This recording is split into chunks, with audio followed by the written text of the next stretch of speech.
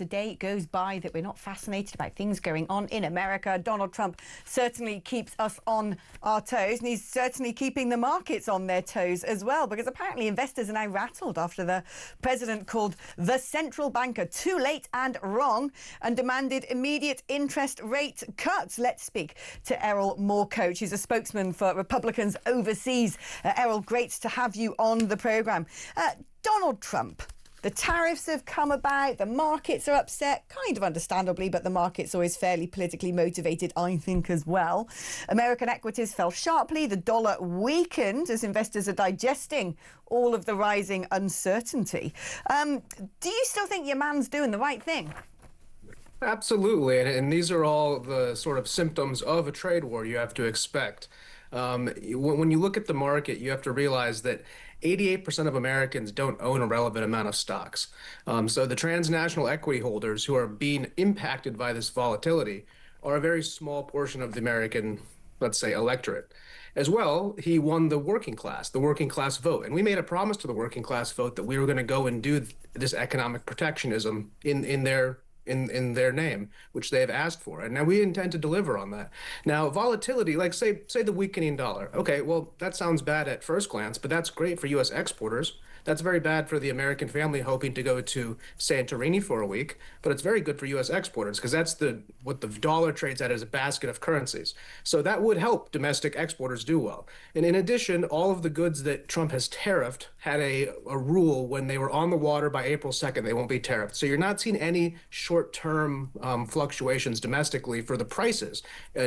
Gasoline is down. Inflation is down, the cost of food is down. That's what Trump voters are seeing. The transnational equity holders, the bond holders, yes, they're involved in it, but there's no crying in the casino. And if and then people who have pensions, for example, well, your pension is intended to be through any volatility. So unless you're cashing out your pension right now in the midst of it all, which would be unwise, you're not being affected. So it is the right strategy. These are the natural symptoms and causes that will come from it, but it's going to be ameliorated by the deals that Donald Trump is making. We see a huge deal today with India, which has caused the markets both to be up in all quadrants.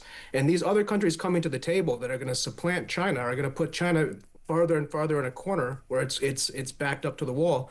And right now, I think we're very happy with the administration, how they're doing it, and that's being shown by the support we have at home. Now, if you are a stock guy, if you're a big crypto guy, you've had a pretty tough month, but you've also had a really good year. So you got to zoom out a little bit. Markets are down 7 to 10%. Right, and pretty much those people have had a pretty good year, decade, season, who knows, largely off the backs of people who live in the Rust Belt. And I think that, would you agree that Trump's kind of priced in that there's obviously going to be turmoil, that certain people are going to miss out, but the people who will benefit, like you're saying, especially when certain businesses end up being onshored again, are those people who voted for Trump, not the sort of, lovey-dovey liberals of the, ruling elite in the markets, the bankers, the people who own all the stocks and the shares. And, actually it's the people on the ground who have seen their manufacturing jobs usurped by countries such as China, who have seen that, everything for them was too much money. And actually a big part of this as well, and correct me if I'm wrong, is going to be essentially about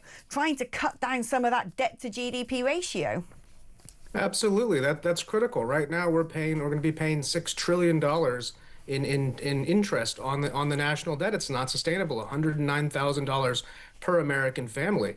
I want to stress, in 1970, the middle class in America had the majority of GDP. Today, it's all in the top 20%, and it's all because of real estate and finance. And if you had $1 at the beginning of Joe Biden's presidency, you put it in the market because of inflation, because of inflation-adjusted assets, you have $1.80. But most people put that dollar in the bank, it's worth 80 cents now. If you go by the official inflation rates, not by what you actually felt as a consumer on the very bottom rung, where you were paying 50, 60% more. So I think you hit the nail on the head. We're not here for the big bankers and whatnot. We're happy for them. They're going to win in the long run because we're looking for free trade, which is going to create more investment, more businesses. We're not trying to onshore, by the way, like teddy bear factories in 20th century sweatshops like they're trying to claim we are. We're trying to rehouse the means of production as things become more automated, as AI and robotics become more and more ingrained. obviously you're going to have to, stratify how do you tax things, and not having anything to tax in your country is going to be a problem when it comes to that.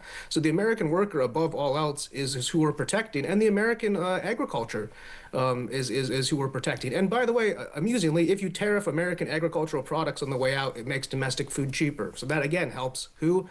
The bottom 80% who actually look at their food bills, not the top 20% who say, oh, bananas are a bit more expensive, and then go about their day. So I think that's what we're aiming for. You're right on spot there. Talk to me about Jerome Powell. I mean, someone who I think might have a little bit of sympathy with what Donald Trump's up against at the moment is our former Prime Minister Liz Truss, who before the mini-budget found that the Bank of England weren't particularly warm about some of her proposals to cut taxes, and sold on the cheap government gilts 24 hours before crashing the UK economy and blaming it on her. It seems to me that, in order to sort of enact a wholesome fiscal or economic policy, it would kind of help to have people like the Bank of England, or in the case of Donald Trump, the chairman of the Fed, on side, and yet he doesn't seem to be. It's very bizarre, and Donald Trump did appoint Jerome Powell, by the way, in his first presidency. So it's a totally different environment now, and the Federal Reserve has long been under scrutiny for its interesting pseudo-governmental role. But it's supposed to play fair, and when inflation goes down, then you lower rates. When inflation is rampant, you raise rates. Any Econ 101 undergrad student understands that. So why is Jerome Powell hesitating, at least? Maybe he will do it eventually, but he's hesitating to cut rates that would help the U.S.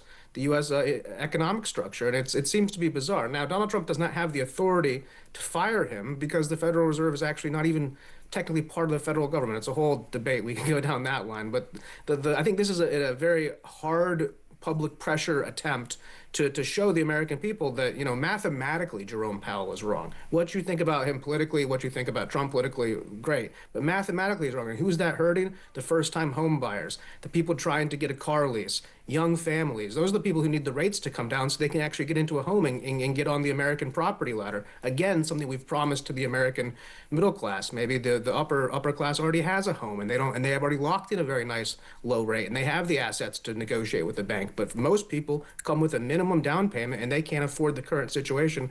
And that's directly because Jerome Powell refuses to do what's best for the American people. Why do you think he is refusing to do it?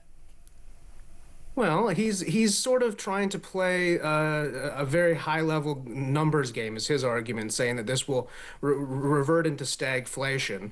It's a mentality of somebody who's not playing to win. I also think that he does have a personal vendetta against Donald Trump. He very much dislikes the fact that we are making all these bilateral agreements. He comes from the school of thought of unilateral globalism, and certainly the fact that we are turning that upside down probably doesn't endear him to us. But he eventually has to realize he works for the American people, and his personal dislike of Donald Trump, or his perhaps confusion with modern economics that has passed him by, I think are the reasons why he is being hesitant. But eventually the math is glaringly obvious. Inflation is down. You must cut the rates to cut the pain on American families. And credit cards through the roof. People are living on debt, and that debt is very expensive.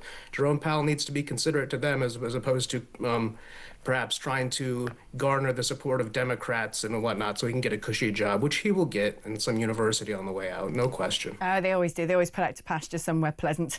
Let's talk now about Pete Hegseth, the Defence Secretary, because again, he's allegedly shared details, highly classified information, actually detailing planned attacks, this time on Houthi rebels, in a Signal group chat, which involved his wife and his brother. Now, the White House has turned around and said, no, we're fully behind him. We're not going to get rid of him. But the gossip mill is suggesting otherwise. I mean, whatever one thinks about Pete Hegseth and his suitability for the role, you'd kind of think that going, oh, guess what we're going to do next week to your family members, probably isn't that wise. Yeah, it's not. And it brings up a couple things. Number one, why is the U.S. government, it did under Biden approve using Signal, but that's no excuse. I'm not trying to use that as an excuse. Signal, I mean, there's backdoor access to that at the very high end. It also deletes messages, which is maybe abrogating the Freedom of Information Act. On top of it, that isn't how the U.S. government, Secretary of Defense, should be conducting himself. So I'm the first to say that that's not appropriate. But Pete Hegseth, for a few things, was lucky that none of that was leaked to the enemy. Number two, there was no coordinates. There There was no high classified details. It was more of a broad brush sort of almost bragging. Now, with that aside, let me give the other perspective. Just today, we had record recruitment levels in the U.S. Army, breaking the recruitment expectation by 115%. Same in the Navy, same in the Air Force at different percentages. I mean, we have had a dearth of soldiers, people who are willing to join the military because of the last 4 years. And they see Donald Trump's leadership, they see the new Secretary of Defense, and they say, wow, that is a military I want to join. And then Pete Hegseth shows up and he knocks out the Houthis and opens up the Strait of Hormuz. By the way, that was for the international community. We're the fifth largest user of the Strait of Hormuz. Number one is China. Number two is going to be the EU, mainly Germany. So when you look at that, Pete Hegseth being there and his anti-DEI, anti-woke, bringing the Army back to some of its more traditional warfighting capabilities is the reason why we broke recruiting numbers. So there's no way we're going to give up this guy. He's a star. He's a number 9 striker. And yeah, he made a couple mistakes and he should not be using signal, but it's not a fireable offense. And and I guarantee you from my friends in the White House, he will not be fired for this. Yeah, perhaps he just needs to be told, listen, Pete, the job might be fun, it might be exciting, you might be bursting to share all the cool things you're doing with the missus, but don't. Errol, thank you ever so much for coming on the programme. Fantastic catching up with you and keep us informed about what is going on in Trump's America.